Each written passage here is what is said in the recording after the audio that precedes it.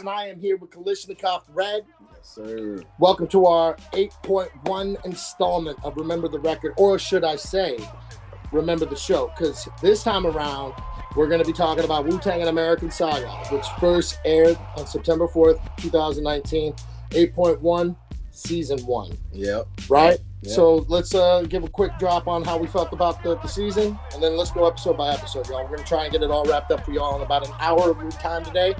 Be sure to like and subscribe. This is machine gun style because we got a lot to cover. So, so my take on season 1. Of course, I was the happiest motherfucker on earth when I saw that Wu was doing their thing. That they're gonna have a show. I even applied for the motherfucking, I don't know. I remember that, yeah. Everybody got the fucking thing where it's like, I applied too. You can be an extra to the fucking I was show. like, maybe they need some like big white dude. Right. But no, nothing happened. But it was still like awesome. It was like just the show. I was so happy. I was really happy. And then rewatching it again, I totally forgot so many good things in that season. I'm like so happy we're doing this, so I got the chance to rewatch it. Just overall great. I can rewatch it. Breaking Bad to me is a great show. Yeah, but I can't rewatch. I just can't rewatch it. It's a dedication. Yeah, but I can rewatch. This is a sweet spot. 30 episodes. Mm-hmm. Each one about an hour long. Mm-hmm. It's not the commitment where it's like my whole month or even 2 months. It's gonna dump into this like a Game of Thrones or something. Like this is something you can revisit right now. It's still on Hulu. Yeah, and the beauty of the other thing that I can compare this to when it comes to emotions that I felt was when NWA's movie. Yeah, when the NWA came out with the movie, Straight Outta Compton. And then when you see them in the studio, like, oh son, not even, they weren't saying son, they were like my man, what are the West Coast partner? No, I don't even. What's happening, partner? No, they don't even. They're like.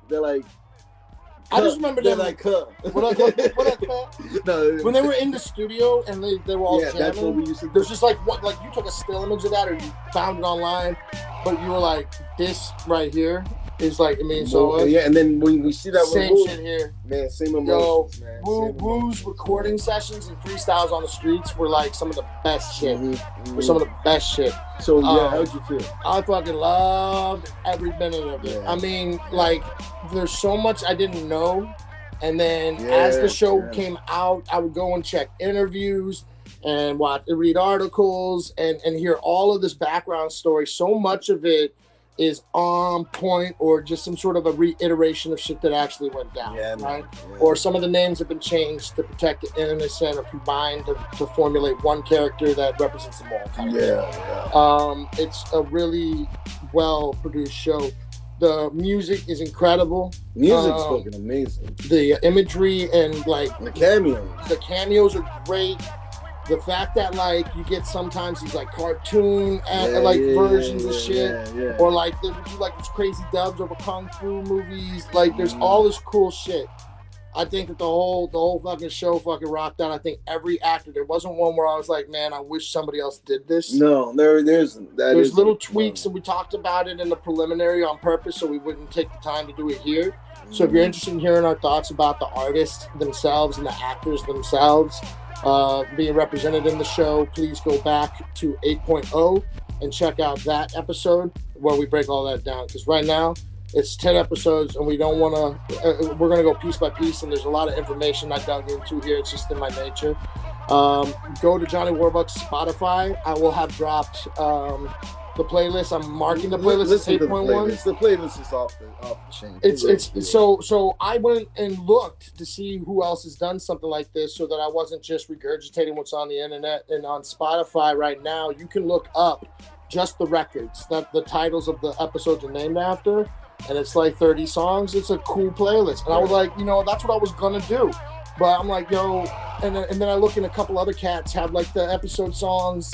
And then just some other songs from those artists, right? It does no real rhyme or reason. It's just a big mega mix, and I can appreciate that. You can see a Wu-Tang mix on my page. But I wanted to offer you guys something different. So while you're watching the show, every time a song plays in the background, If I could find it, it's on that fucking that's Spotify. the beautiful thing about Alright? it, man. And I dug into it, and there's a lot of cool facts about those songs. Yeah. And we'll talk about them episode to episode. No. I really appreciate it as a producer, like his. Right, because we have the same. We like digging. Yeah. It's we like learning more about where this shit came like, from. I didn't know that was from this and this and you know all that stuff. So yeah. It inspires you to like dig into different avenues for yourself. You That's know, the beauty of I'm it. pulling out of pockets with certain lyrics. I'm pulling those bars out. Yeah, man. No, and know? it's appreciated. So yeah, keep doing that, man. And we'll do a little Easter egg and, you know, some of our highlights, our favorite parts of the episode, that kind of thing. I'll do a little recap. We're starting off with Can It Be All So Simple?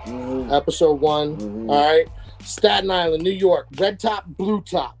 All right. Yeah. The birth of Wu-Tang starts with a bang. After a drive-by on Dennis Coles, he seeks revenge. His close friend Bobby Diggs has his eyes set on an SP-1200 drum machine. To me, this is a great start to a great series. We're introducing all the characters in the lore of the Wu-Tang. I mean, I just starting off.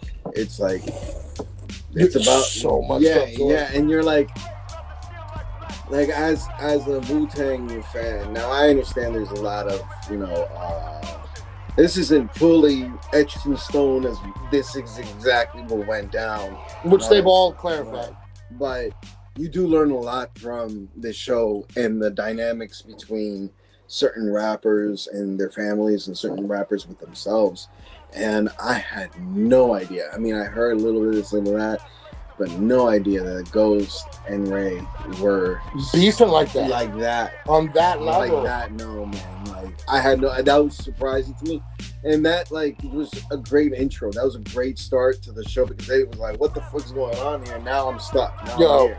Yo, and I mean, honestly, like, when you first see that, you're like, what the fuck? Right? Yeah, for me, that was the first thing I wrote on episode highlights, Raekwon Powers drive by on Ghostface's house. I also like in this episode in particular how each character's legacy is foreshadowed. Yeah. So like, you know, Powers kind of a hustler, and he eventually is the one responsible for Wu-Wear, right? So Powers like hustling. Raekwon is that street dude, and that's like he's personifying Only Built for Cuban Links, right? Ghostface is talking about Iron Man. Yeah, you see everybody like just the doorway into their evolution. And ODB's I don't give a fuck attitude and kind of being a clown, like all of that shit is there. Like RZA is making beats and being a middleman, trying to like get these people together. He's just the head. He's the head of Voltron. He's the head. You know what I mean? Divine he's on it. Razor sharp. He's razor sharp. I like the line that dude says where he's like Divine. Oh, I think it was Power that said that. But he's like Divine's on his suit and tie shit, trying to be a businessman and shit. And like, I love the fact that like that's who he becomes. He becomes the manager and all of that, right? The money guy. And this is when he was just like a hustler. You know what I'm saying? Right. I want to say in a side note too, it has been expressed in interviews that Ja Sun is a fictional character. Well, yes, but he's paralleled story-wise to one, personality-wise, they were emulating Capadonna, which is kind of weird, like fourth dimension shit. Yeah. Multiverse shit. Because like Capadonna also shows up in the show, but like that character is supposed to kind of personify some of his story and his background, his attributes. Yeah, so there's that. Well, see, I mean, and the guy, and when I mean, that's another episode. But when yeah. So we'll get to that. Last thing on my little notes, I'm going to quickly talk about the music on this episode. So we have the songs featured. It starts right off the bat. We get Wu, Seventh Chamber, and we're going into Wu-Tang's universe, right? Slick Rick's "Hey Young World."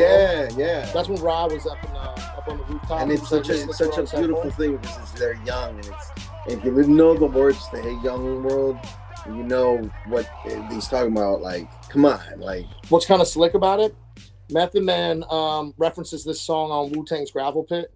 There's a line that he says, I can't remember what the line is off top, but he also and Ghostface references Slick Rick on the Sun. And they actually and Wu-Tang has a song with Slick Rick. So like there's this fucking tie into like the real world. Baby Huey's Hard Times is the song that is sampled from Ghostface's Buck 50. That's the one that I was like, I know this song. Yeah. I've heard this, and when I went and even saw the album cover, I was like, I know this. I know this. Raekwon's "We Will Rob You," Gladys. Raekwon's "We Will Rob You" was also referenced or featuring a sample from that song. And then later on, we hear Gladys Knight and the Pips at the ending of the episode, "The Makings of You," which was ironic, which I did not know was sampled by Killer Priest on Black August.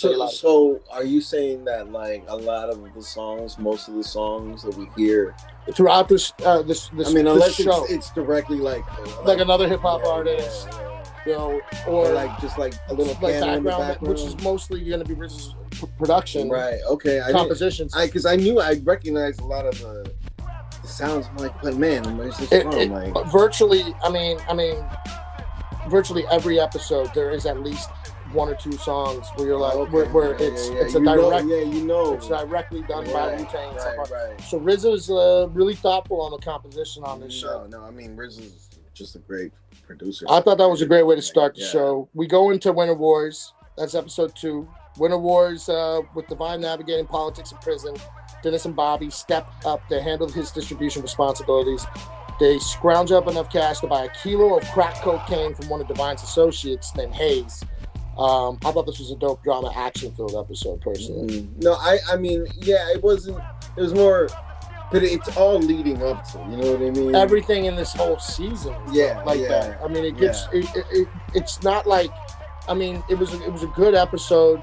I like the fact that it started off with that animated short. Yeah. There was the building fire where they were trying to set everything. He's like, RZA's like, my music. But you see, this is where I love this, because it's like, and you see this a lot in the first episodes and throughout, but mostly like right now in these couple episodes, where you're like, if he had made that left. I know, and that's what the whole let me see, is that the next episode where they do that? Like how Ghostface was still trying to warn RZA that Raekwon was trying to warn RZA, you were about to fucking bomb your building and get the fuck out. Yeah, because they were always homies. Yeah, but there was certain aspects that you're teetering on this double life. You're like destiny made Wu-Tang happen. There are a lot of circumstances where you're like, it's amazing they actually came together. Yeah.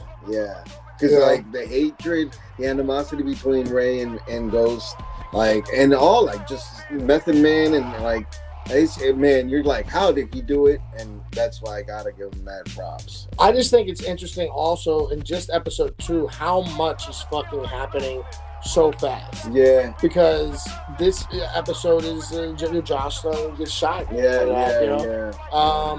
and a lot of people are saying, and then you got that Easy Mo B scene where he's picking up the SP-1200 and he's able to buy it, and so he gets the last one when RZA's looking to cop it. And isn't this around in the time where you get introduced to the mom's workplace?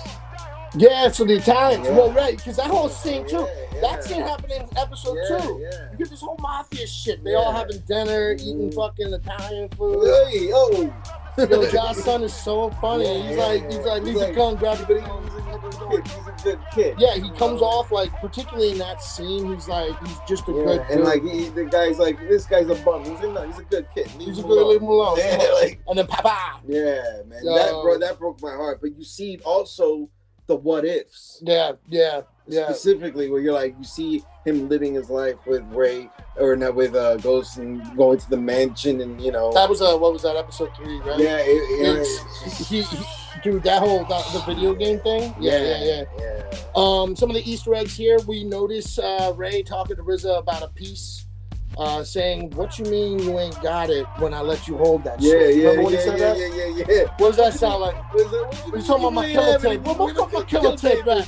Yo, there's so many. There's these ODB at one point, dude's asleep. B Black's asleep. Yeah. Good morning, Vietnam. Right. That shit was fucking great. Let's see. The animated sketch is definitely RZA's Bobby Digital. Yes, definitely. Definitely Bobby Digital. Definitely. Ghost, when he robs Jocelyn, he screams at him, "Run your truth, run your shit." Yeah. That's at the beginning of what is it, Tears? Yeah. It's either a reference to Tears, or it's that opening line from from Seventh Chamber where Riz is like, run your Yeah, jewels. yeah, Like yeah. there's I think it's a mixture between both. you know what I'm saying? Like Yeah. visually it's ties in. that skit, and then Right. verbally it's referenced in their music. Yeah, it ties But the in. way he did that was straight up Wu-Tang shit. Yeah, of course. You know, that was that. I thought that was a little Easter egg. Power references Ray as the chef because he's cooking up some marvelous shit for the fiends to get their mouth watering. That's exactly what Meth says when he's describing him in that interview on 36 Chambers, but he's not talking about cooking up for the fiends. You know, he's talking about his lyrics. But he says that exact same shit.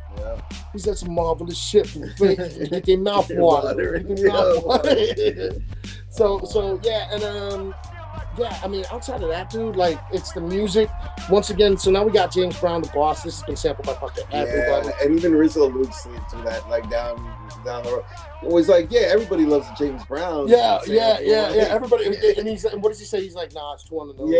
Yeah. That's right. Yo, because everybody samples the fuck out of James Brown. That song, The Boss, Nas did something on that one. So many. A lot of heads did something on that. The Big Payback. Big Payback. Yeah, like, so many. Oh, fuck. Yeah, man. Cypress Hill's How I Could Just Kill a Man. I love this scene because, like, they're listening to him in the car.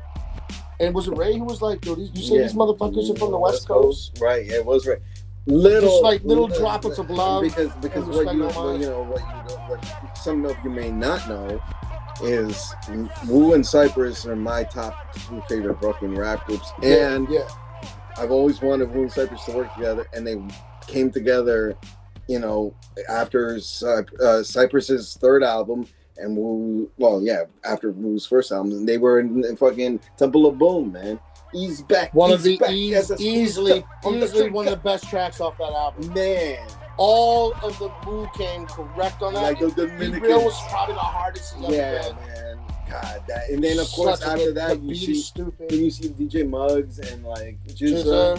The Grandmasters. Yeah. And you get Red and Meth pop up as Red and Meth on Cypress. And you also see them in Soul Assassins. They show up on Soul Assassins. Jizza, RZA, what's up with the Night the Earth Cried? There was a couple. That was great. There was a strike, like breaker, like it's about like war. Breaker. No, it's not Breaker. No. That's the song, but it's RZA and Jizza, and it's about war, and they're like the jets are flying in. Oh, yo, man, I need to go back and listen to that album. I love that mixtape. That's a hot take.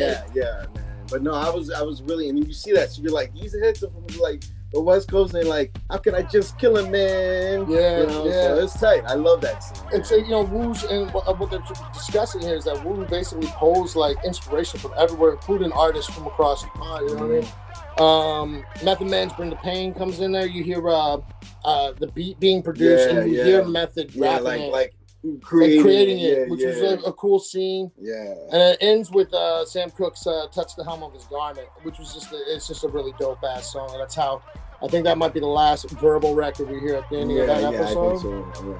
But I dug this episode a lot. All in together now. Yeah. At this point, my notes were the best episode so far. Yeah.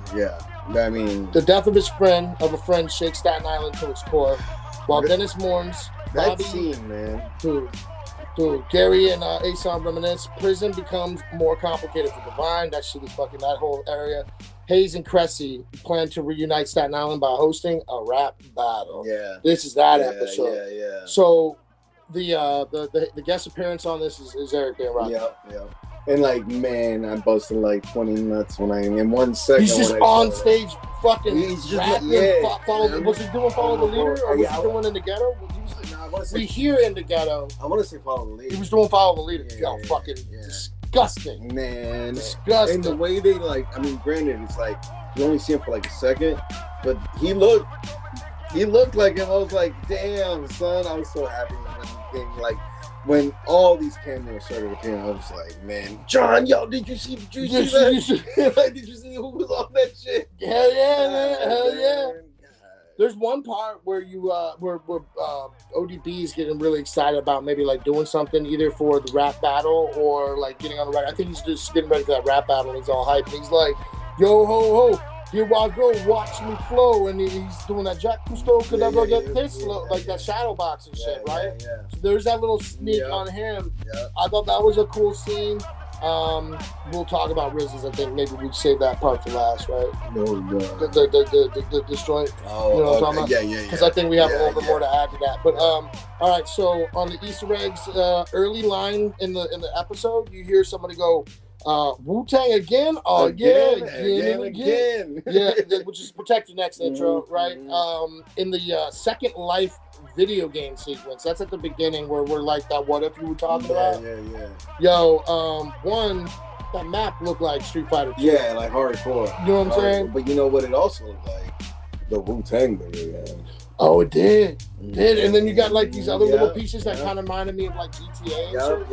Yep. Like, yo, I thought that shit was just like, dude, the video game sequence, but then there's this moment where you see What If, where the recreation of Ghostface Iron Man album, it's been replaced with Josh Hun and RZA. Right. You know, and so like they because they never link up. What If, man? RZA, Raekwon and Ghost are just remain mortal enemies. Yeah, that's what I'm saying. It's like all these things. And we would have seen a Capadonna RZA joint. Everything changed. Everything was meant the way it was supposed to go for like that. It's just.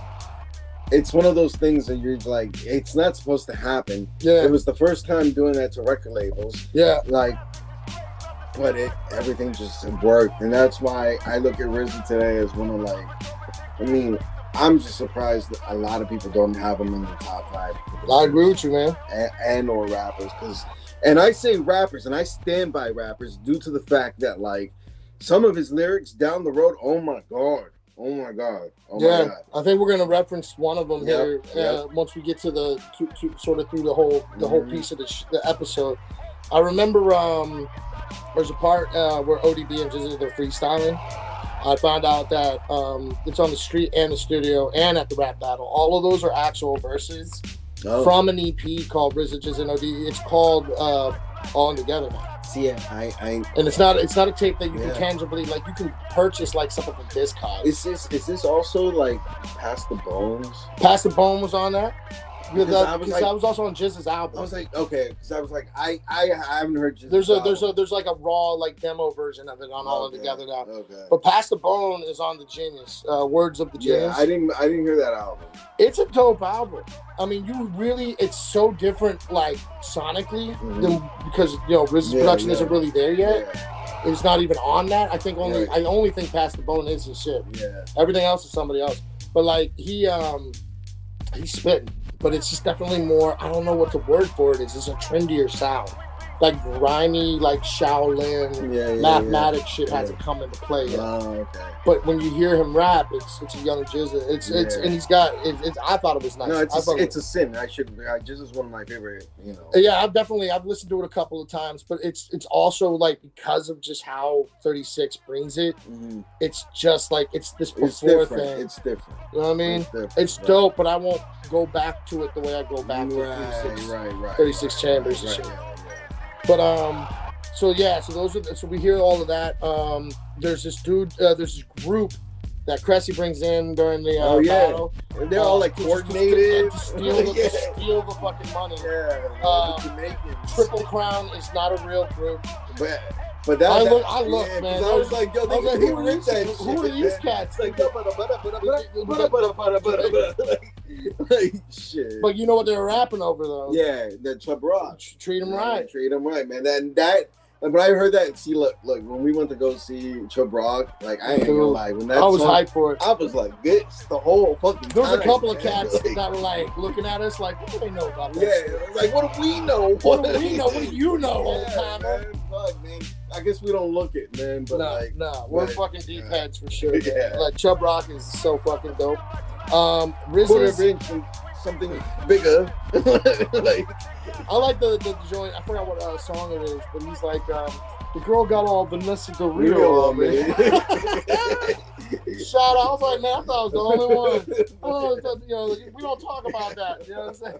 I love it. Yo, and then so look, that definitely is in the highlights. I'm talking about that video game joint, the ODB freestyle on the streets, the rap battle and the prison fight was super vicious. Yeah, that was pretty tight. I really like the fact that RZA was like kind of talking about trying to bring the crew together throughout the whole episode. Yeah. But it's the rap battle scene where we get that piece of each cat, right? And we're getting the initial. This is what these actors are going to sound like rapping like these dudes. Yeah. These are verses that we're not familiar with because they're not on any of the major joints. But except for one verse, there's one verse that is known. If you are ahead. I can't remember. I can't recall. So at the very ending of the show, RZA gets on stage and he's getting ready to rap. And that beat dies and he has to do this shit a cappella. Okay. So. And he does. The fallopian tubes. See the joy. All right. See the joy. So this is that's RZA Birth of the Prince. So this is the thing. Okay. See the joy. Apparently, now I'm not sure if this is how it really went down, but at least from the perspective that I got and knowing the context of that album and when it came out, it looks like RZA had been holding on to that like song forever and trying to put it out wherever he could, but not really being able to until he came out with Birth of a Prince, which is way later down the road. Isn't that crazy? But like he already had that shit in the back. Yeah, and then the world wasn't ready for it. And the thing is, like, okay. Growing up, like I always was a Wu-Tang motherfucker since the beginning. But growing up, everybody was like, and I don't like RZA. RZA's the worst guy. I still hear heads that are like they give him shit like either as a rapper, mostly as a rapper. Like, he doesn't have any like delivery. Or he rapping about shit. So RZA was always one of my favorites. One of my favorites due to the fact that he rapped the way he did, where he's like beautiful. You know, he doesn't say beautiful. He's right. Like he said, the way he delivers. He has such a like unique accent, particularly in the latter stuff. It like really like. But then you start seeing his writing skill. Yeah. And the fallopian tube to me, I mean, and I remember Johnny Boy showing me Cannabis, but that was still Cannabis doesn't. I don't remember Cannabis like I remember RZA's song on this. And this is why I'm like the first like mad scientist rapper. Yeah, you know what I'm saying? And this is why I love RZA, because people are like, nah, I'm like, you write something like that. Yeah, you don't even know. You don't even have the fucking words in your fucking your bag, you know. No, and then so fucking what is it? Oh my god, he's just like it's it's cerebrium cortex. What's enough for raw sex? Enter through your wife and clog up your blood terminal like Grand Central Station. And then he's like, my parents fell in love, so they had me. like it's So I guess what I'm trying to say is that throughout all this time, I've always stuck hard with Wu, despite all the criticism on RZA. So much so that I got into Bobby Digital, and then from that, it wasn't Wu-Tang. I still like some Bobby Digital. I got more into Bobby Digital. It wasn't Wu-Tang. Still like Bobby Digital, all the way up to where he's at now, and I'm like, I'm happy I followed RZA's. No man, he's one to study still. He's got a lot of dope shit. Here comes the rain. Oh no! Oh god, man. And then I walk with the awkward slang. I walk with the like that's that accent. That's why I love that shit. You could punch a hole through a wet paper bag with scissors in your hand. Yo, and then at the very ending of that episode, when the credits roll, and we got all of them together now. We got ODB, we got Jizza, we got RZA. They're all just rapping. Yeah, that's a beautiful thing, man. Such a beautiful thing, dude. I absolutely adored that. We're going into episode 4 now. This is all that I got is you, and I'm telling you, I wrote that this is a flashback then and now episode, and I wrote as my least favorite episode thus far. This is filler, but it is emotional and powerful and important. And that's just me, because I know, but the one takeaway, and it's a massive thing to say, is that after this episode, because it's really harsh to say it's my least favorite episode. I wrote thus far, as in like I really enjoyed the other one more so, because this is just a little more heavy-handed. Yeah. But it's after you see this episode, when you go back to listen to the song "All I Got Is You," it changes. It changes the way you listen to it see, forever. I understand about the heavy-handedness. I understand about the filler aspect of it, but it's just a lot of chit chat. But they came through with it, and I wouldn't have chosen any other way for them to do that filler. But even that, it's like you're right. Like you see the life, you know the particularly words. Ghostface in this one, and you know the words. And something, like we talked about, it was like he might be the most sensitive guy there. And we don't mean like he's soft. No, not at all. But like he is the most human, the most caring. He's sensitive. When we say sensitive, he's sensitive about his mom. Yeah, right? He's sensitive about his brothers. Yeah, about his girl. About Cherie, right? About the family, his family. About RZA family. Right, and RZA's family, right? Even beyond that, right? I did this for your family, man. And then he would also get like, why are you fucking around with Ray? Like, you're my man. Yeah, man. You're my homie. And we know people like that. Yeah. And it's like at the same time, like, okay, I don't want this to sound no way, but Ghostface lyrically isn't my favorite on Wu-Tang, and a lot of people will be like, no, that's my favorite. And he's the most abstract of them all. I shoot you in the Cabbage Patch. You know what I'm saying? I was rolling around with 3 ravioli bags. Like in the moment, you know exactly what he's talking about. But I would never be out on the street with anybody being like, yo, man, I got 3 ravioli bags. We having a night tonight or what? But, you know, like, but it's so fucking Wu-Tang. So I was always like, I loved him, but didn't love him like I love Method or just RZA. But that song, that album, and that video, the episode we watched completely changed my mind on Ghostface. Completely made me love him like a brother. Like man. Like mad props to Ghostface. Yeah, there was one other thing that Ghostface at one point picks up a kung fu flick, called Shaolin vs. Wu-Tang, and he's like all about it, and he's explaining to his brothers, basically he's explaining this is where we got our name from, and this is what our group is about, is bringing these 2 mortal enemies together to formulate a power to defeat the main bad guy, right? And what does that mean? He's like, hey, you guys can't fight. I think it's a later episode, but hold on. I'm gonna hold on. In this episode, there was a lot of these like building blocks to RZA's background too, because you get the 5%ers, you get to play chess with this old man character. Yeah, and chess is very important in Wu-Tang. Hella, and if honestly, I mean, thank you to Wu-Tang. I was into chess when I was young, but it wasn't until my peoples. Keep putting everybody's names out. But we would be out there. Corleone, man, shout out. I got you, man. Mike Rockwell, shout out to Mike Rockwell. But we play chess, man. Yeah, man, we would literally my pops would walk in and we got like an Xbox.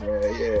But we're like playing chess. Yeah, see. And my pops would be like, go ahead. Yeah, Wu-Tang made that interesting for us as a collective, because otherwise, I mean, I really do think it would have just been me and you. Yeah, that's it. But no, seriously, I like that part. And then you look at the album covers, the checkerboard, the chessboards, so there's a lot. That shadow boxing and there's a lot there if you know what you're looking for. Yeah. Yeah. Now this is I'm gonna try to run through here. We got songs featured and referenced, all right? So we got the Valentinos, Somewhere There's a Girl. This is a dope song. This is on the playlist.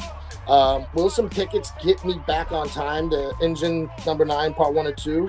This is the beat that is sampled by Wu for Tears. And it's also, and RZA uses it again with Gravediggers on Death Trap. Wow, okay. Yeah. This he's using different pieces. Yeah.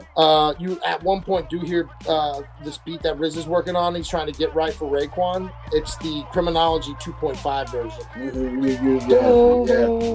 You do. Which is a super hot beat. Hear it. You hear George Stephenson's Buzzin'. The Sweet Inspirations, Why Mary, which is like, I don't know, I think this is like a holiday song. This episode took place during I Christmas. remember, yeah. Carla Thomas, Gee Whiz, It's Christmas. She was popular. She was famous for a song called Gee Whiz, and so they did Gee Whiz, It's Christmas. Rufus Thomas does Jump Back. It was the alternate version, and there was also which was sampled for you hear Lesson Learned by Wu-Tang that has Redman. You hear Redman. Yeah. That's a great song. That is a great song, dude. And he in that song, if you It's hear Better Tomorrow, right? Yeah. And if you hear it, he gives props to mathematics. He's like, he even says the Wu logo wouldn't be created without this motherfucker. So like, he definitely, like, you hear that beat is amazing. The song is amazing. That's one of my favorite Redman songs, period. Sometime I forgot. Yeah, it's a great song, man. Redman, Beyond Method Man has always sounded super dope with Wu-Tang, in my opinion. Every record I've heard him on with them has always been a banger. Yeah. Has always been a banger. I'm another blasphemy here. He's not a big fan, this guy. But I do like time for some action. Time for some action. Yeah, boy. Episode 5. We're now moving into Cold World. All right.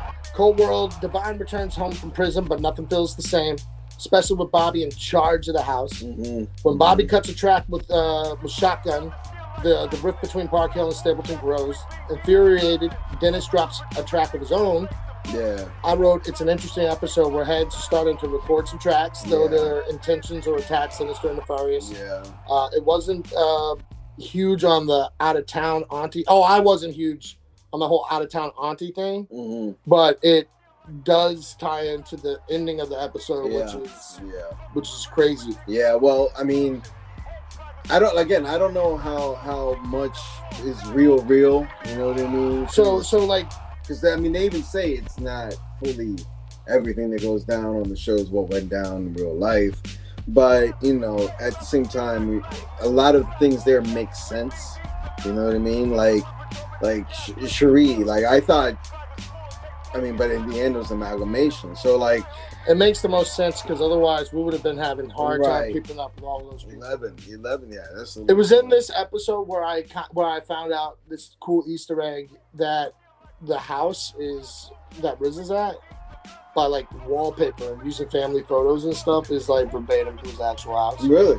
Yeah. Oh, like it's a stage, but they got invited to go in to his childhood home by the new owners. They let him come in and kind of get like the breakdowns of it, and they like restructured it for the show. Wow, I had no idea. I thought that was such a wild fucking thing, man. I mean, so the more you look at it, the more you can really get that vibe. But and honestly, like as far as songs are concerned for this one, it's a lot of instrumental shit that I couldn't find. Yeah. The two main records are the Killer Hills by Shotgun, and Stapleton. Killer Hills. Killer Hills. Those were both dope ass tracks. Yeah, I think Ghostface was like, I'm just gonna put this out. I'm just gonna air out my dirty laundry. right. No. That was like. Yeah, dude, that shit was fucking huge. He's like, yo, how long you been playing? It's like 45 times in 1 hour. Like, I played this before even like the mailman guy here. The song is blowing the fuck up. It is like on repeat. DJ's played it 9 times in a row. I mean, some of this might be blown out of proportion. But yo, it's like Wu-Tang again and again. Yo, but so like, okay, let's see here. So some of the Easter eggs, Method Man tells RZA that the tapes are gonna be swarming through the neighborhood like killer bees. Yellow and black. Well, that's why they chose those color tapes. And when RZA hears him say that, like, we're swarming around through killer bees, he replies back with, I like that shit. I like that, I like that shit. So boom, boom, boom. The intro with Divine playing as a recovering crackhead in court. Oh yeah. That is like painful. Really, that is painful because if you're not that, and you don't want to fit a stereotype, you're doing it for your family, so you get home. Yeah. But you, when you genuinely feel the absolute crushing, like devastation, dehumanization, like that. Those were like legit tears. I thought this dude Divine fucking bodied it. Man. I look at the end when Power's laughing at him and clapping, and he just walks out. That hurts. What a fucking kick! Oh god! And the guy, and and you see a lot throughout the season. We'll get to those, but where Divine does get humbled a lot. A lot. Because when we first get introduced to him, he's the leader of the pack. He's the breadwinner. He's in charge. He's the one that says the final say, and a lot of that. It's all growth, man. Yo. It's all growth. I like the scene where we see Method Man rapping in the hallway. That's like our first time really kind of hearing that stuff. Yeah. That was cool. I mean, we'll know by this point we got the tapes out and all that, but like, I thought I just really fucked with it. Now, episode 6 is Impossible. That's with debts to pay. You know what, man? Did we even mention like the mafia cats? Oh wait, we're not there yet. But anyway, so like with debts to pay, Bobby continues his pickups, meeting up with a friend and a fellow rapper, Rebel. All right, so this is when we first get introduced to Inspector Deck, right? Rebel Lioness. Rebel Lioness, Your Highness. But short on cash and desperate, Bobby and Dennis try a new angle, only to find themselves in a worse situation. I said that there's a lot of story dump in this episode. Riz's mom gets her sister's debt cleared. You know, Riz and Ghost get into a fight with some bona fide racists. We meet Jerome. Yeah. You know, Riz's father, little brother, Randy. We get that introduction to Inspector Deck. Hayes' story arc comes to a conclusion. Man, god damn. And goes to Cherie get back together. I've seen that episode now twice, and both times a tear came out my eyes. What's so wild about how that goes down is that these kids are pissing off this lady, and she's it's so ironic, schooling them on like you don't know what struggle is. We did this so that you could be out here acting like this. You don't know what kind of struggle we go through, and then she witnesses what kind of struggle they go through. Yeah, it was, and it was by her hand. Yeah, and you see like it's fucking deep. Also in that episode, you see a lot of the. I want to say it's a pigeon or a dove. And because it starts with that, right? It touches every scene or every actor. Like God is there. Yeah. It's fucking deep. Karma is some other shit, and then it wraps up with that. I forgot about that. That was beautiful, beautifully shot episode. No, and like you see the love that like, and this I guess happens to a lot of like hood like dealers, even like to Pablo Escobar. I mean, you know, people loved these people because these people kept the streets in order. You know what I mean? And like. Yeah, they did stuff. I mean, you look at Sonny from the Bronx too. Look at Pablo Escobar. You look at Hayes from this. They all share this tough guy thing, but they love who they love and they protect who they protect the community. They're about their people's first things first. Worst comes to worst, my people's come first. Yeah, exactly. And like they're like, if you gotta go to jail, but don't get shot. You know what I mean? Like he was like, no, you know, let them ask. You know, don't cooperate with. It was just a scene, and I think it was that was definitely the biggest part. And I want to say around that same time is like when George Floyd. So I want to say it's like that was the tie-in. Yeah, they were RZA, I think even in an interview was explaining like in parallel how this sort of thing happens all the time. Yeah. And the character that was Hayes, right? Yeah. Hayes is based on a character that actually happens with Method Man. He had a friend named Ernest Sane. Mm-hmm. His nickname was Case. Oh, okay. There you go. Kase. Yeah. So they recreated Hayes in his likeness. Yeah. So that's the inspiration of him, but they made him fictional in this. So they embellish things. No, I mean it's even talking about it. It's you can hear it in our voice. It's like Method Man in the interview he's still fucked up because of this shit. You know what I mean? It's just so fucking crazy. And we didn't mention, but you know. And before that, they're like rhyming in the basketball court. Hella dope rock comes in. Raekwon come in and do some shit. And like the things he said, you know, you see the love like that people had. It was just like a standstill. Everybody fucking froze. Yeah. You know, at that point. Yeah. And you see all the people looking out the windows and everything. Fuck that part of the fucking movie show. Let's quickly go through some of the. When we also hold on, we also get introduced to Inspector Deck, which is dope. But before we even jump there, what about the fight? Well, but we have to do the mob thing because that's a pay. So that happened in this episode, right? Yeah, Like, that's the thing. it gets wrapped up. You see the one guy. He's Hey, like, which is- "You have a nice day." Yeah, but the It was the episode before when Josh's son got killed. that episode, man. So yeah, we God I know we damn. kind of like just like trailed over that real fast, but like, dude, like it's such a touching scene. You can tell that Ja is loved, and then we get like this whole mafia scene. It is straight like Goodfellas shit. But there is this one scene where there's like super racist. And, like, That's this episode. Yeah, So that's where they go, like, and the name of the place is called Whites. Yeah. And then they're like Riz is talking to this chick about his music, and she likes No. the music. No. I'm talking about where they go. The mob The goes song, to the house. The song. that was at the beginning. That was that was this other episode. Yeah. Yeah. Oh man, I forgot all about that. God. So once this auntie and again I brushed over it because I wasn't really feeling it, but like Cherie like absolutely loves this auntie. This auntie's up to like some other shady shit. She steals all this money from like the wrong people, and then she skips town. And when she skips town, that's when these guys are like, "Hey, listen, Miss Diggs, you owe us this money. Yeah. Hey, you like music? I love music. Can I play a song for you?" Oh, that song. You see the fear in their eyes. Like they're all hugging each other. Bewilderment Yeah, and anger. Yeah, And something bad's about to go down. Vincent Pastore plays such a fucking. I mean, it's his birthright. It's his bag. It's his birthright, but Yo. he plays it so fucking. But you can tell he's like hurt. He doesn't want this to happen to to the family. But hey, Business is It business. is what it is. You see it in his eyes. He like wants to avoid it.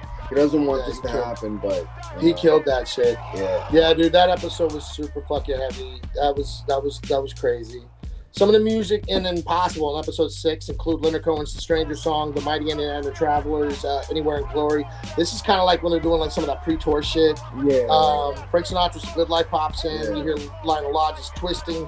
The Rogues, I thought was an interesting. It's all right. Blondie's One Way or Another comes out. That's where that fight. Right. Yeah. Dude, that scene is fucking bananas. Mhm. Jane Ramsey's Better Luck Next Time, and it ends. We hear Method Man's Meth vs. Chef, which I thought was kind of cool. Yeah. Yeah, man, it's a lot of material. Let's get into 7. We got Box in Hand. All right, so this is Shotgun's Trouble Passes Illuminated. This is the Method Man kind of like background story episode. With the rest of the Diggs family moving out, Bobby and Divine must continue to hold it down before leaving. Jerome passes along with some heartfelt advice to Divine. We get a Method Man backstory. Divine ends up cleaning offices, and RZA, Jizza, and Meth perform a showcase for record labels. Ghost Mrs. Cherie feels like he has to protect the street business while RZA's out here running around with the enemy. With the enemy. Yeah. So Box in the Hand, this was a dope ass episode. No, and just to slow it down a little bit though, like certain details of that episode with Method Man and the music in the background. The Judgment Day? When he's playing on the crowd, it's like it's angry and he knocks. It just fits so perfect. Parallel of his family and his upbringings to whenever he's being told shit. Like you can see where some of that internal agony is coming to while I was out in that club. Yeah. And then not to You're mention, like, what the fuck's not wrong to with this mention shit? like when you start seeing like RZA moving or like what looks like he's moving. Method Man's like you can see like he's like nah, like you can't leave me. You can't leave me like, because this has already happened in my life. Yeah, Like, and it it's goes back to happening like all his over again. uncle and shit. Nah, like fucking that episode, man. yeah. There's a part in there when he's talking about when he goes to record and shit, where he's like, "Yo, man, I'm thinking about some new names. I got like Johnny Blaze, right? Iron Lung. I'm thinking maybe Iron Lung, but I got some new shit, man. What about Hot Necro? They're all his names. Yeah. You know, Wu-Tang, they don't experiment with names. They use them all. Yeah. You know what I mean? Yeah. One of the first groups to ever do that. Yeah, I mean, how many Ghostface? I mean, All of them. All of them. Bobby Digital. Every single one of them. Like The Abbott, the Abbott. Old Dirty. Dirk McGurk, Oh, Big Baby Jesus. So many. Yo, every single one of them. Dirt Dog. Old Dirty Bastard. Golden ODB. Arms. Yeah. For you Yeah. guys. Like, Yo. So like when like Slim Shady, the D12 thing, like with the different names, or Cool Keith with all those different characters. yeah, right? but you see So, though. like who's the shit? Yeah, like it's tight. It's tight. It's crazy. It's crazy. That's why they're revolutionary, man. Like a lot There's of just so many things they were doing that others weren't doing. Nope. This is the episode where like the labels force on Business hand to be like this pop rapper too, and which will lead into labels, which is by far probably one of my my favorite episodes because that's like relatable to a degree, and like I completely get it. It's a fucked up episode, but like, all right. So real quick on this, we do get to see Roxanne Shanti and Big Daddy Kane here. Yeah. They shot yo, and they just shot me for coach. So fucking Big Daddy Kane's. I need a new fur coat. Dude, I love that shit. I love that shit. We start hearing more hip hop here. We get Poor Righteous Teachers, Rock This Funky Joint. Baby Barnes, Keep It Funky is a great funk record. You got Chuck Warmack and the Sweet Souls, Ham Hocks and Beans Part 2. At the club, we hear Money Love, Queen Latifah's Ladies First, the radio version. Ladies First. We hear them rapping it. Prince Rakeem, obviously. We hear Oh We Love You, Rakeem. But you know, that first was pretty fucking dope. Yeah, man. But they couldn't get the clearance for it, which I did not know. So like when the episode ends, it goes into Alton Ellis's. Oh wait, no, hold on.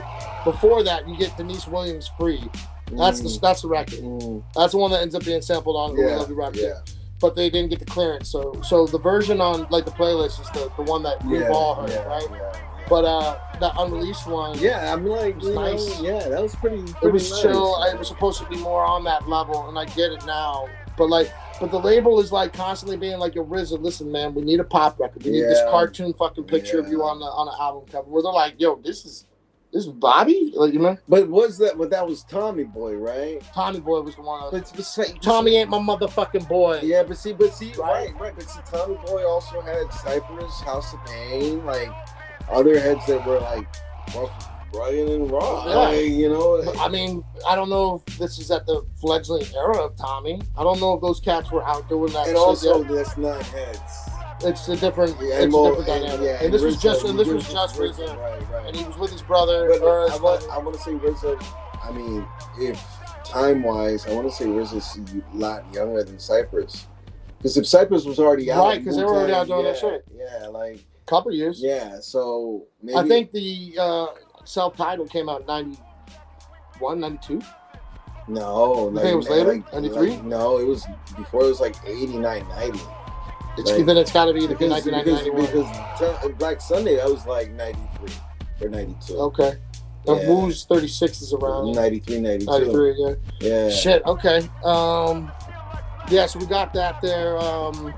And then ends with that when they're in the record store and we see that picture of Bobby. On the album cover, the cartoons, right, with the weird face. So you got Rakeem Ellis's African Descent playing in the background. Yeah, that's a great song. That's a dope ass record, man. I'm not sure which one's on the playlist on Spotify, but it's not the exact one from the album from the show. Right. I think that there's another version that just isn't out there. But that whole Method Man thing at the beginning of the show, the club showcase was super fucking vicious, and that whole like labels Force and Business. But then you also start seeing like the dark side of the labels. I know. Like they dive right into that shit on the next one. But you see, everything's RZA's fault at the end of that. No, but what you see is like how like. But it ain't. No, but like how like the record label assumed Method Man was a certain type of person, and saw how it can make money off of that assumption. And that's what you see. And then when he wilds out, they're like, we're afraid of him. And that's what you see with everything in the hip hop industry at that time. It was like, and that's where the damage started happening, I think. Where it was like, well, no, it's more about the listeners or the money we make from the people that listen, and less about what you talk about.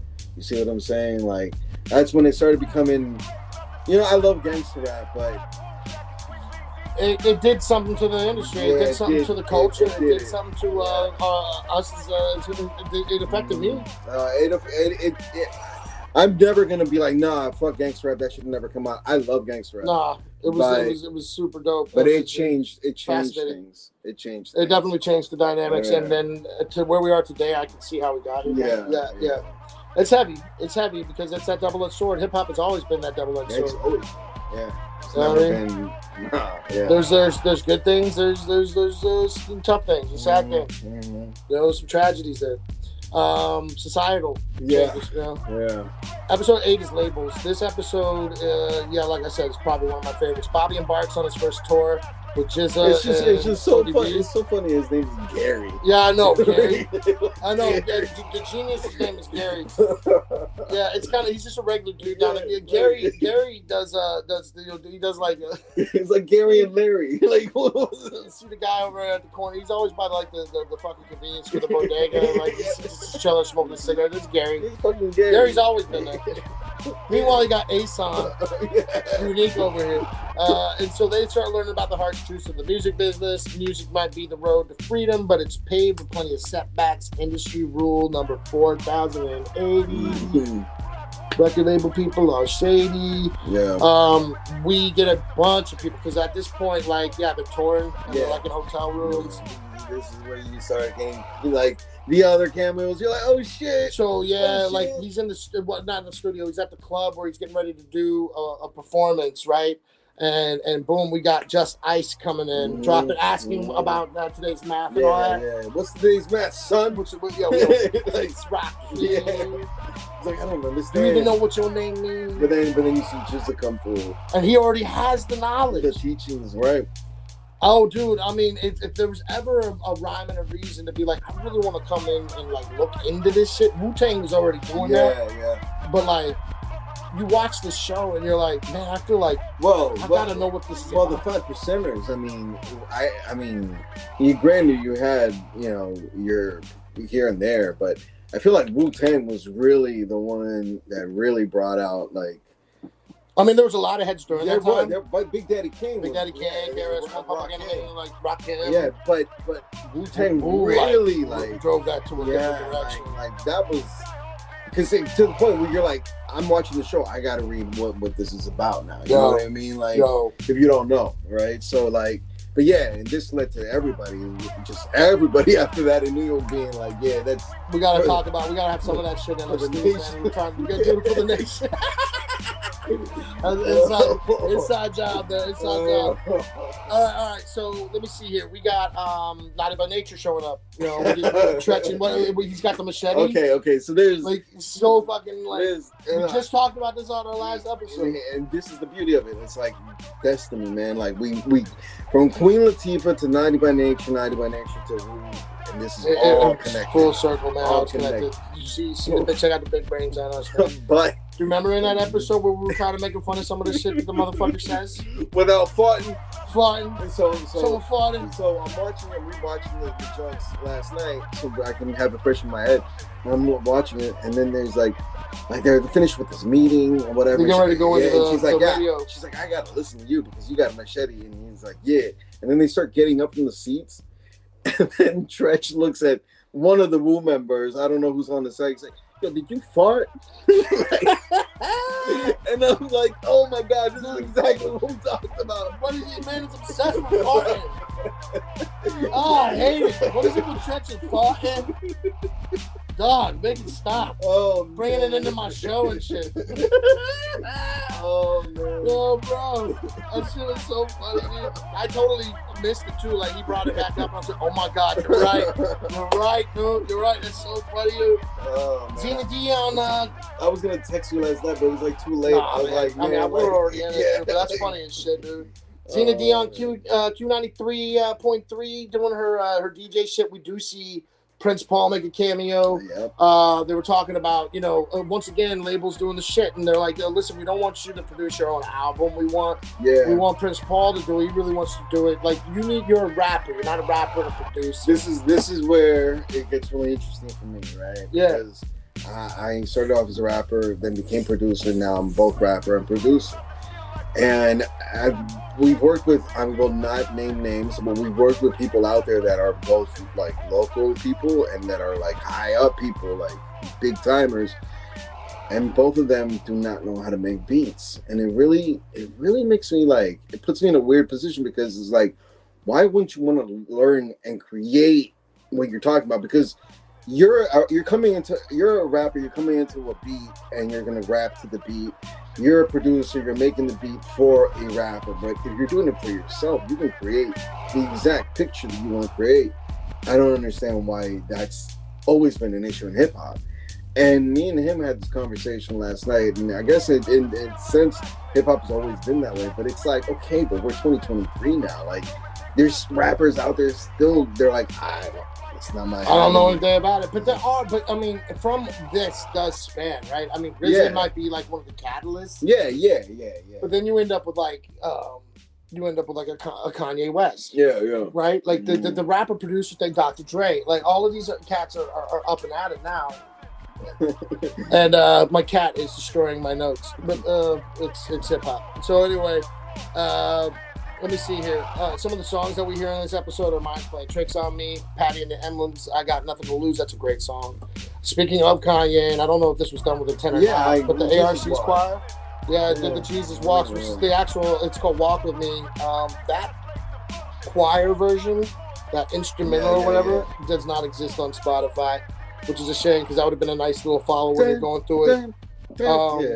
But we got Grace Jones. That's my Jamaican guy. So when we hear that, we immediately know what that beat is, right? That's LL Cool J's doing it well.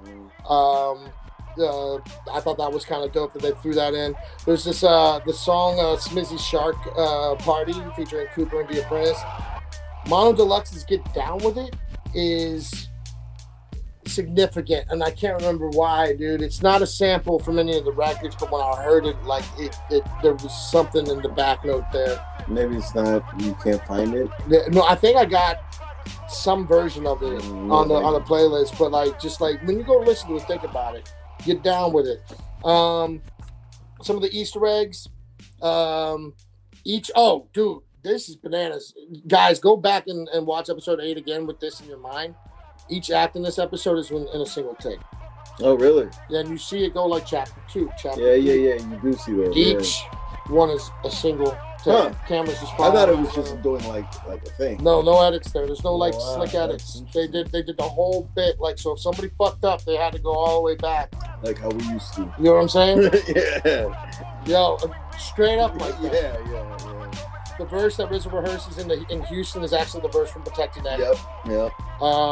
In the record store, RZA is reciting his lines from Seventh Chamber, like he's like thinking about them. Like this is like the whole part of this episode is like he's stuck on this pop shit, this radio, it's like the labels making the him do other this. Side, and he's like, but this is what I'm supposed to be doing. He's like being pulled into it. Yeah, I love that, like the inner monologue. The way they did that was dope. Yeah, it was. I thought that shit was dope. ODB, he sees a kung fu flick.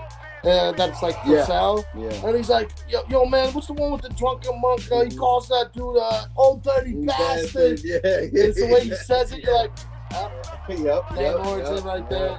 For those who didn't know, the old dirty bastard's actually another kung fu reference. No, but there's son, and so many. I know. But I mean, in that initial set. Yeah, but anyway, it's like if it's not comic books or like that whole like 5% of Steez, it's definitely kung fu flicks. The episode highlights are that tour intro for sure. I love that RZA references Naughty by Nature at the show rehearsal. We smoked them out. Yeah, you know what I'm saying? They should smoke us out. Yeah. I was like, why? Okay. And I like that Just Ice is dropping the mathematics on RZA and Genius. Knew the math. RZA references Genius' song "Pass the Bone" from Words of Genius. This is where we first hear about that. He wanted it to be the one that they like were gonna do for the radio. How would shit change if that was the case? You know what I'm saying? Because that was RZA being featured, and that was RZA on the beat. Yeah, as a producer. And so like people would have heard that shit, and that reaction would have helped that record label. That's why I say this season show and the whole lifespan of Wu makes you really think like a lot of these things just had to happen the way it had to happen. Yeah. You had to go through those hurdles to get to that mountaintop, right? I mean, and that was another record label thing. He was like, nah, I'm in the label last one. Right. Fucked it all up. The video shoot in the studio booth ending where RZA gets dropped. Yeah, and then remember that? They're like, we're not gonna. The label's letting you go. And then the kids, when he's walking down the street, the kids come up. They're like, "Oh, can I get the signature? When's the next album coming out?" And he's like, "I'm working on it." Yeah. And then the whole he's dropped 60 G's, and then boom, boom, boom, boom, boom. I Declare War is hands down probably the best episode in the fucking series. Yeah, man. This shit gets so fucking fucking quick. Yep. So now we've got Attila's release from prison looming over Bobby. He must act. Dennis reevaluates his ways, drawing inspiration from ancient teachings. Cherie realizes that there are parts of Staten Island she can't leave behind. Hands down, the best episode of the season thus far. Attila is a gangster. Yeah, it like breaks through doors. Like fucking Hulk, this guy. Yeah. Bruce Banner's half of his shop's gonna take that shit. Give me your chain, like, you know what I mean? Yeah. Fucking that. You got knocked the fuck out. What was my man? Debo. Yeah. Fucking East Coast like, Debo. Where like he gets out of jail and just pulls out a gun. Yeah. Guess who they let the fuck out? Yeah, man. Yo, Divine becoming a businessman. We were all starting to formulate the recipe that makes the clan not to the fuck with. You know, I thought Attila was the Brooklyn guy. So the first time that I saw I have looked everywhere, and once again, there is a very interesting story about RZA, that he was under some legal issues where he might have put a hit out on somebody. And when you see like the people that are involved and you look at the photos, you're like, this has been drawn inspirationally by somebody. Yeah. You know what I mean? Yeah. So Attila is 100% this amalgamation of this. Attila the Hun, these man. people. Like, yeah. Yo, he's like Attila the Hun straight up, right?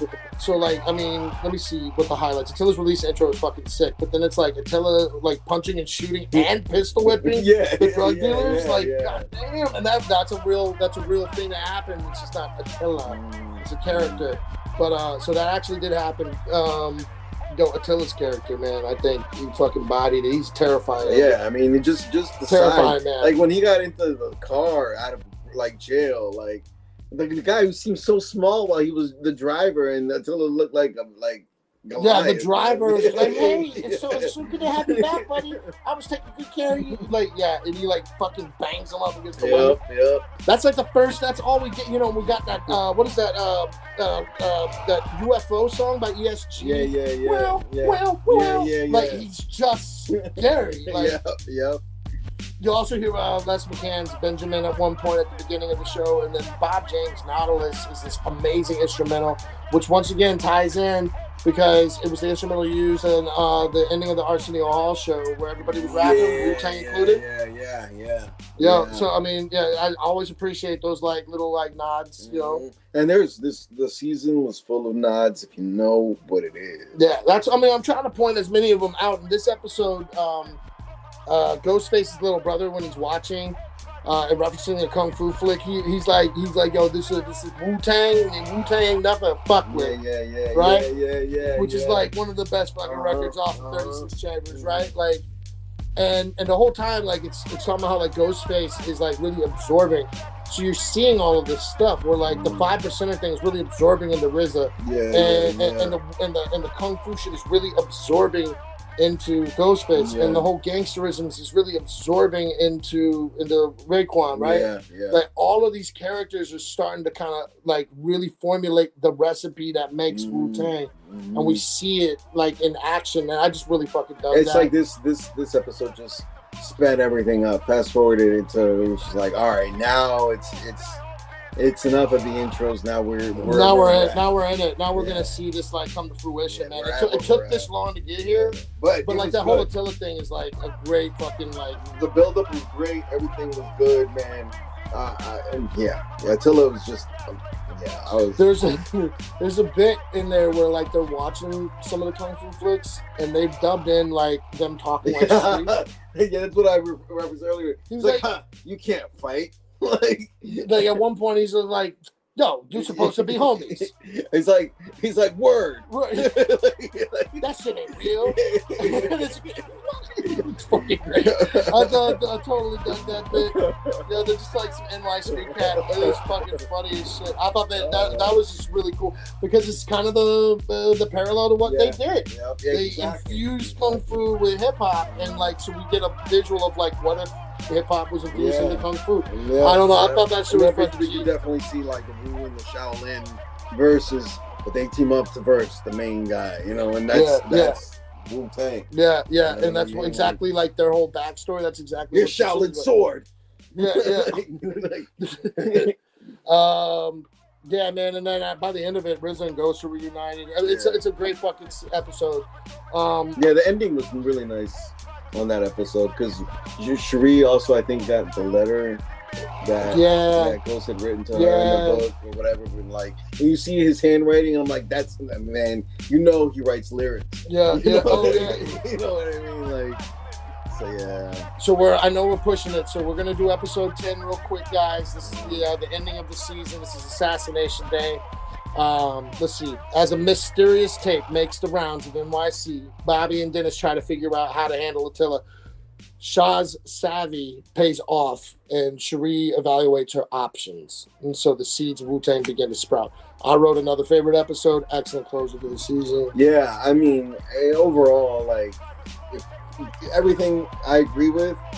And it's just the closing to the season is such a great way to close it because they end up moving or going back to North Carolina, right? Like RZA needs to leave, and they're like, we gotta off this dude. Yeah. We gotta kill Attila. Yeah. And like Cherie just from Ohio pops up, and he's like, "What the fuck are you doing here? Like right now? Yeah. Like, you have to go." Right now, right? Yeah, it's such a. And they let the dude live. Yeah, man. Yeah. I mean, and so when it's over, you're just like, "Oh." Yeah, you don't know what's we gonna. know they alive. Yeah, but you don't know. We don't know how that's gonna work out because this is God, about ready to be really fucking bad, you know. Great. The whole time throughout the whole episode, there's just each of them are in the studio doing that shit. Yeah.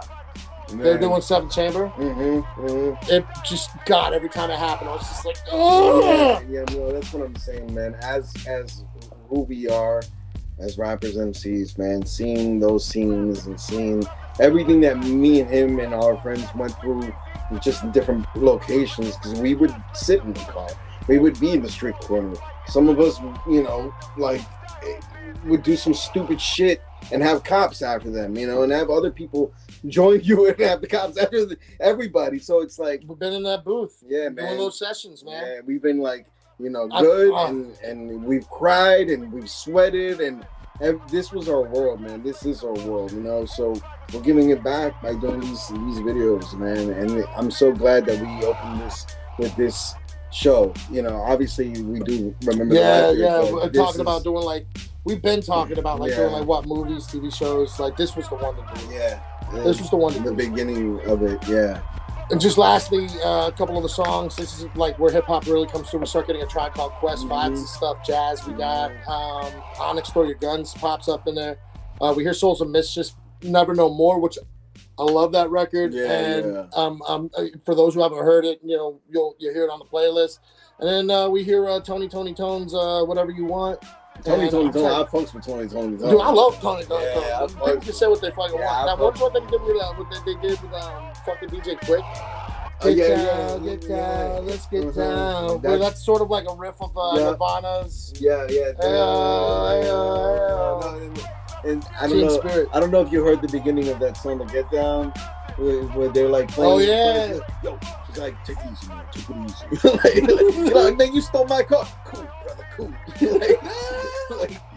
I think that might be another show that we do for sure. Get Down is fucking dope. Yeah, the Get Down is, but that is, if we don't do it, then we have to stop everything. Yeah, that's not this shit ain't hip hop. Yeah. Get Down was super dope. I thought we'd Get Down. Listen, guys, this is season 1. If you guys have been enjoying the show and catching a lot of stuff, and I want to hear some conversations in the comment section for sure. Yeah. But we're trying to do is build something here. So this is a teaser. All right? Can we agree to that? Yep. Fellas, ladies and gentlemen, Wu-Tang affiliates, everybody. Fans will remember the record, new fans to come. You want to see us do season 2? I want to see 50 subscribers. Yeah, man. Come on, man. Give us 50, we give you season 2. Give us 100, we give you season 3. Yeah. All right. This is how we're gonna. So it's gonna be remembered as 8.1, 8.2, 8.3. Let's see these numbers up. We wanna help keep building this thing so that it can get in front of more people. You guys can help us out. Invite your friends. You got anybody that likes hip hop? That likes music in general, that just wants to see people having a good time, fucking talking about shit they really love.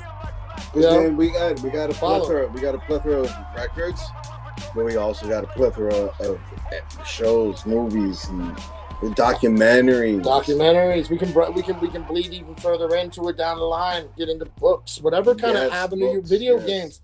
Any kind of avenue that is hip hop related that we can get into, that we want to talk about, that we remember personally, like we're gonna talk about it. And of course, anybody who has those suggestions that wants to say something, man. Yeah. We're gonna get on that. Definitely. We're gonna do it. We still got our boy. He put Apache and Onyx. So we got a couple again. Ice-T. So we got a couple that we're working on. So stay tuned. We're doing this for you, but I hope you guys like this new version, updated thing that we're going on here, because like I said, we have a lot more and it's going to be a lot more interesting, but we need some bodies in the back. We need interaction. We need bodies in the camp. You know what I'm saying? So like, show us a little love, man. Get somebody, you got somebody, somebody, get them to like the show, get them to follow the page. Yep. You know what I mean? All right, peoples, nice talking to you. Wu-Tang. Yeah, man. We'll see you in 8.2. Obviously, like we always say, check out our shit. In Klishnikov Red on any streaming sites. Check out our other podcast, which is Rapper's Corner. It's Remember the Record, Rapper's Corner. So definitely check those out. Check my man's out. Johnny Warbucks on Bandcamp. It's a party over here, and check out the Johnny Warbucks playlist. The entire season 1 is up and running right now. Listen, man. You listen to the music. Put it on low volume. Listen to it while we're talking, man. It's a dope playlist. It's a very thoughtfully curated and chronologically produced playlist. Check it out, because nobody else did anything like this with the new saga. They just posted the records that the titles are made of. I did that, but I gave you a lot more. I came to bring the pain, hardcore with the strain. Let's go inside my house. Me and Mariah go back like baby the pacifiers. Oh, they're not a liar. We see you at the next one, yo. All right, guys. Peace.